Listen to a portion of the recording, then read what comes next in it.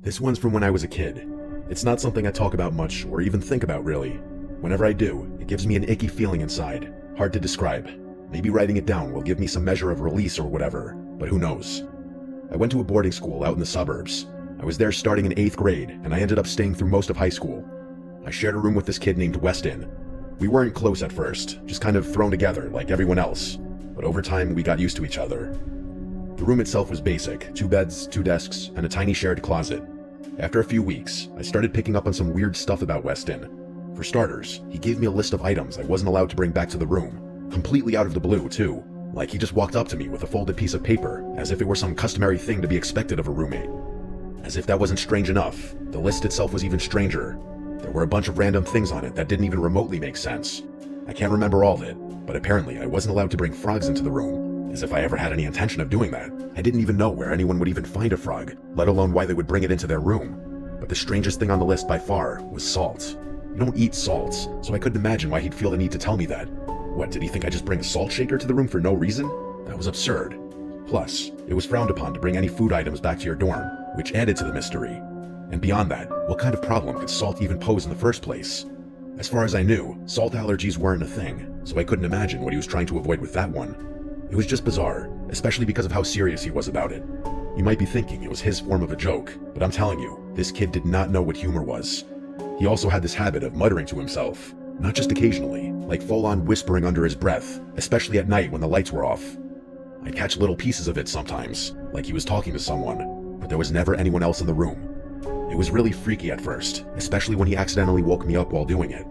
But like everything else, I eventually got used to it.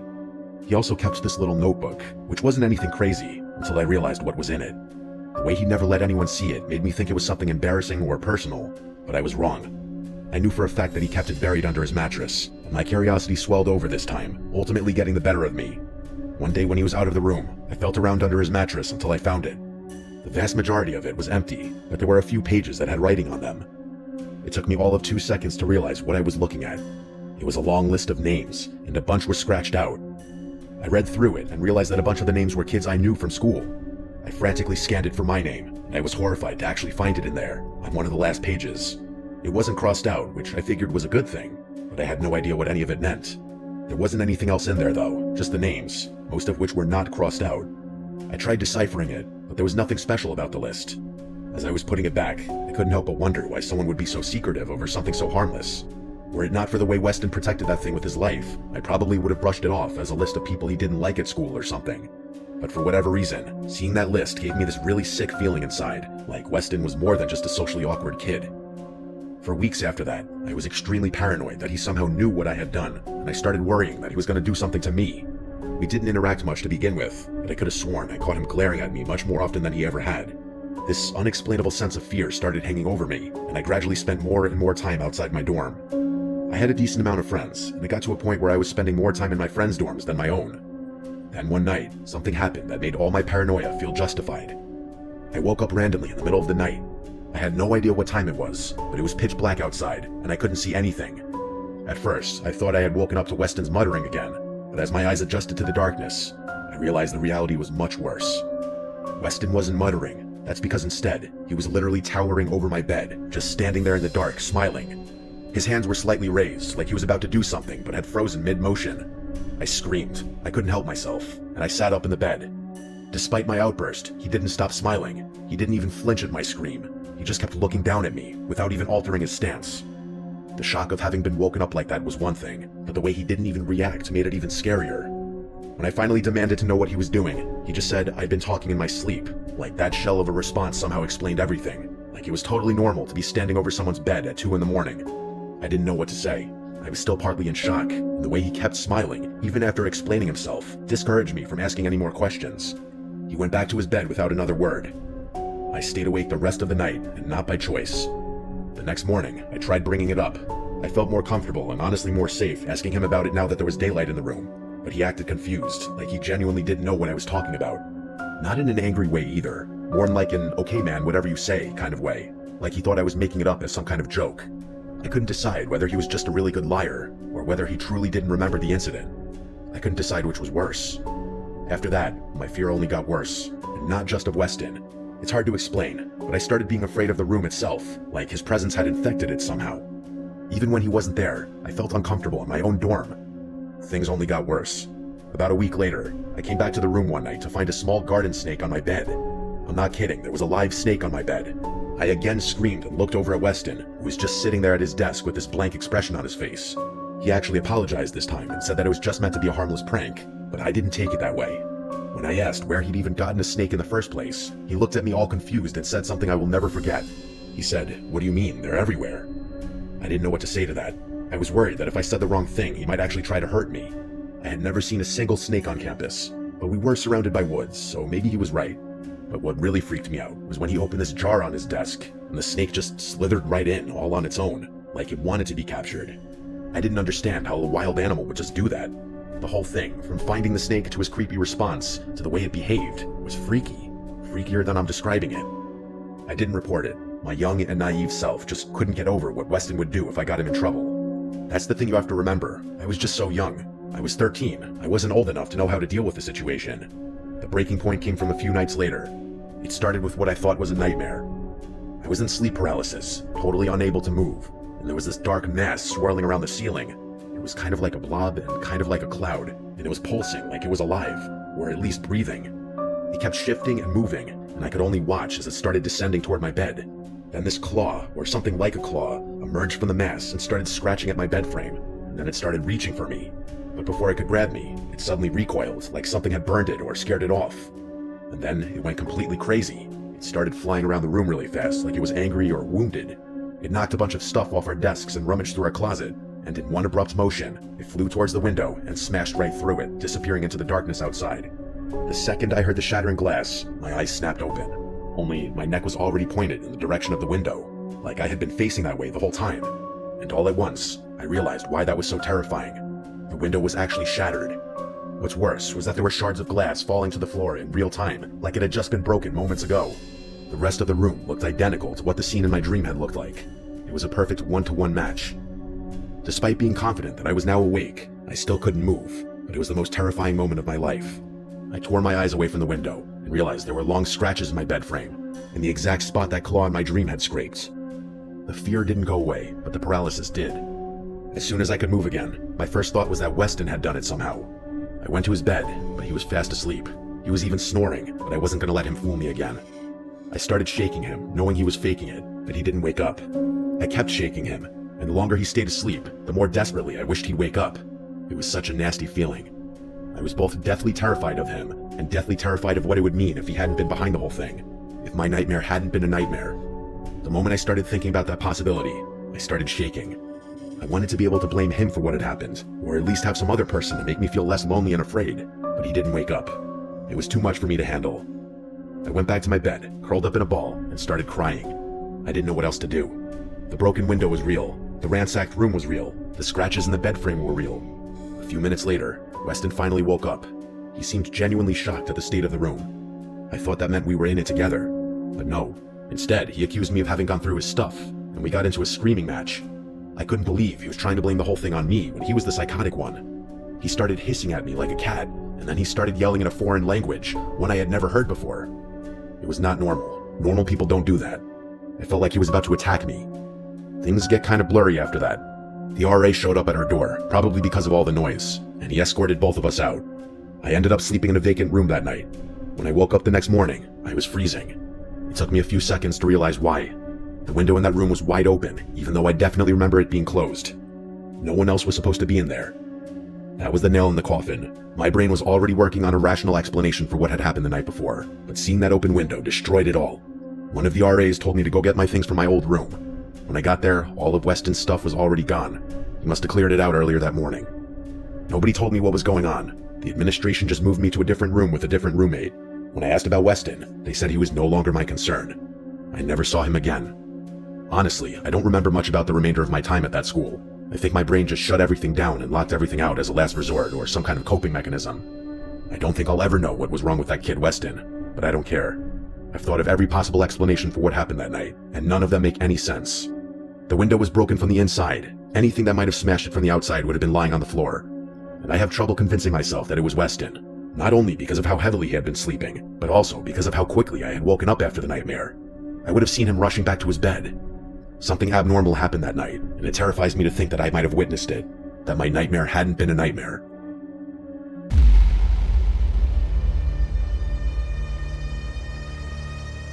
When I was little, my parents would send me to my grandparents' farm in Pennsylvania for 2 weeks every summer. The house sat on 40 acres of mostly woods. It was honestly more woods than farm. My cousin Francisco would come for different weeks because our parents wanted to give our grandparents a break between visits. I always went first 2 weeks of July. He always went last 2 weeks of August. The house had 3 floors, but the third floor was just an attic with one finished room that used to be my dad's when he was my age. That's where I slept. The ceiling slanted down on both sides, and there was one window that overlooked the backyard into the woods. My grandparents went to bed early, usually before 9. My parents told me it was rude to stay up past them, so I'd stay in my room after they wished me goodnight. I wouldn't sleep though. I would stay up reading with a flashlight or playing my Game Boy. There wasn't much else to do there. The first summer went by without incident, but I started noticing weird things the second summer I was there. On one of the first nights, I was reading in bed when I heard footsteps on the attic stairs. They sounded soft, like someone was trying to be quiet. I watched as the door handle turned and pushed open about 6 inches. As soon as I saw the door opening, I shut my light off and pretended to be asleep. I honestly thought it was my grandma coming to check on me, and I was worried that I'd get in trouble if she found out I was awake, but I didn't hear anything after that. No receding footsteps or the sound of the door closing. I forced myself to sleep, assuming I had either missed my grandma leaving or she was still watching me for whatever reason. The next morning, I told my grandpa about the footsteps. He said the house was old and made noises, and that raccoons sometimes got in the walls. I thought that was an especially strange explanation because I was pretty sure I had seen the door handle turn, but I didn't want to say that. The footsteps were far too soft to be his anyway, so I just assumed it was my grandma, and he wasn't actually aware of it. 3 nights later, I woke up, or at least I thought I woke up because my bed was shaking. There was someone standing at the foot of my bed.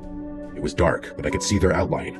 I couldn't tell which of my grandparents it was, but it still scared me nonetheless. I closed my eyes and silently counted to 100. When I opened them, the person was gone. I convinced myself it had just been a nightmare, but it didn't feel like one. When I woke up the next morning, my closet door was open, even though I knew it had been closed the night before, which made me doubt whether I had truly been asleep. I started suspecting my grandma was spying on me while I was asleep, as stupid as that sounds. It was the only explanation that made sense to me. Elderly people don't always have the best control over their minds after all. It was scary, but I didn't want to bring it up to my grandparents again out of fear of upsetting or disrespecting them. Similar things happened periodically over the course of that week and the next, and when it came time to go home, I was relieved. When my mom picked me up, I told her everything. She laughed and said it was impossible to get my grandma out of bed after she fell asleep. Then she told me I had an active imagination and that old houses were creepy. She said Francisco never complained about anything when he stayed there. That made me feel like maybe I really was just imagining things. I went back the next summer, and the same things happened. I never actually saw my grandma's face, but I knew it was her. I started going to sleep much earlier to reduce the risk of being awake for something creepy to happen. Years went by. My parents stopped sending me to my grandparents' farm after a certain age, and a big part of me was relieved. My grandparents passed away when I was in college within mere weeks of each other. The funeral was the most depressing thing ever. Besides how sad it was, I had to converse with a bunch of relatives I hadn't seen in years, which I wasn't thrilled about. One such relative was Francisco, who I actually hadn't interacted with much even though we were around the same age. It took less than a minute for me to realize I had nothing in common with him. Besides our age, the only thing we really did have in common was our shared time at the farm. So I asked him about it, not really knowing what else to talk about and feeling like something related to our grandparents was a valid topic of conversation. I told him about what I had experienced there, the footsteps, the figure, the closet door. I even told my theory about it being our grandma. I expected him to laugh or maybe agree with me, but I was wrong. With a blank expression, he said, and I'll never forget this, "That's nothing. That thing used to touch me." I listened in horror as he described things that were categorically worse than what I had experienced. He said the same figure would stand at the foot of his bed every few nights, but it didn't just watch him like it watched me. He would feel the mattress sink down like it was sitting. Then he would feel fingers on his face, tracing his features. Sometimes it would grab his wrist and hold it. He said he kept his eyes shut and remained frozen in place until it left. I asked him how he knew it wasn't one of our grandparents, and he said, almost like it was obvious, that he could feel it, that the thing that was touching him had rough and scratchy hands, unlike either of our grandparents. I looked at him in shock. I genuinely couldn't believe what he was telling me. Why would he keep something like that to himself? I asked him that, and he said he didn't, that he told his mom about the occurrences several times. She didn't believe him, and actually got mad when he'd complain about it to her. So he stopped talking about it and told himself that as long as he kept his eyes closed and didn't move, everything would be okay. Hearing him tell me that was quite literally horrifying.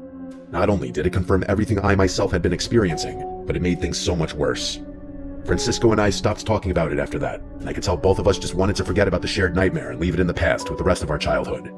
But if it wasn't my grandma who was coming into my room at night, I don't like thinking about what it could mean.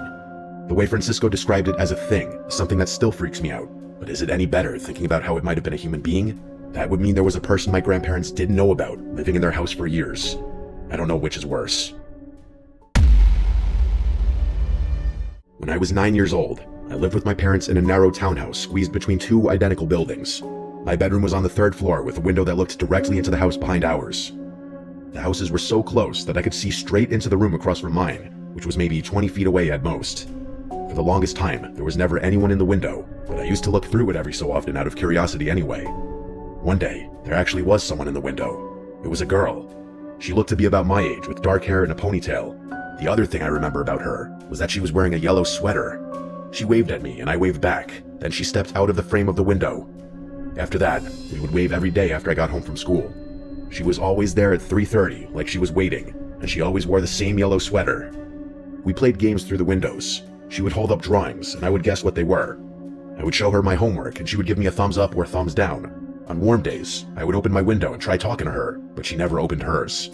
She would just smile and point to her ear like she couldn't hear through the glass. I figured her parents were strict about keeping the windows closed. One day, I asked my mom about the girl. My mom said the Murphys lived there, an older couple with no kids. I told her about the girl, and she said maybe they had a granddaughter visiting. That made me kind of sad, because it meant she would probably disappear one day. But she didn't. She was there almost every day at around exactly the same time, and we played our games for 30 minutes to an hour before she would walk out of view.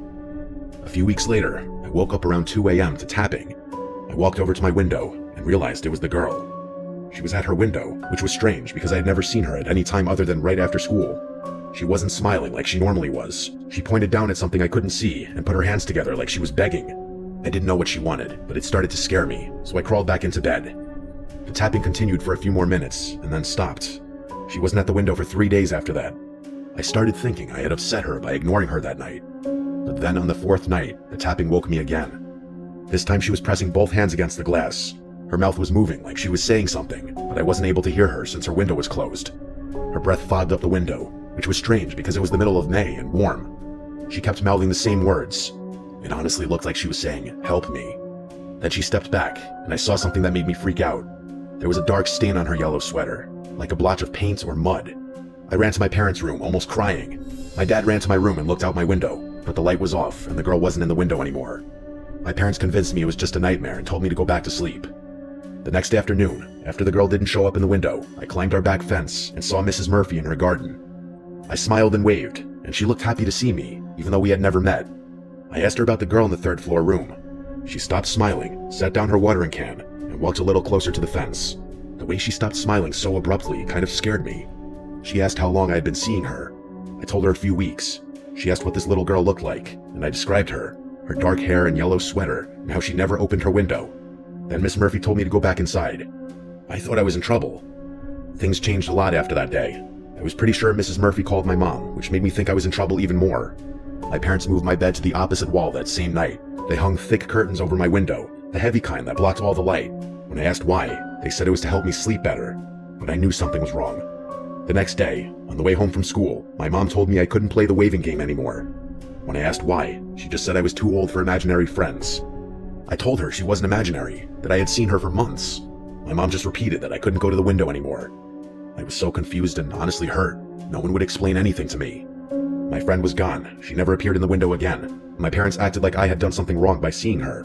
Not like I could express my feelings to them anyway. I was disobeying them by just going to the window in the first place. We moved like a year later. It wasn't until I was in high school that my mom finally explained things to me. Or, more specifically, what Mrs. Murphy had told her. Apparently, the previous owners had a daughter named Jenna. She was 11 when she was hit by a car right in front of the house. It happened just after school, and she was wearing a yellow sweater on that fateful day. The family moved out shortly after. When the Murphys bought the house, they tried to use that 3rd floor room, but ended up sealing it completely after things kept happening. My mom didn't really elaborate on that part. I don't think she knew. She just said that Mrs. Murphy had always been very spiritual. I'm 34 now. I live in a house with no windows facing other buildings. That's not an accident. I developed a kind of phobia for windows. Reflective surfaces, too. I've had a couple dreams about that girl in the window over the years. It's never a bad dream, I never see her with a stain on her sweater like I had that one night, but she doesn't smile in my dreams like she used to smile at me. This will forever be one of those freaky experiences that just doesn't have an explanation.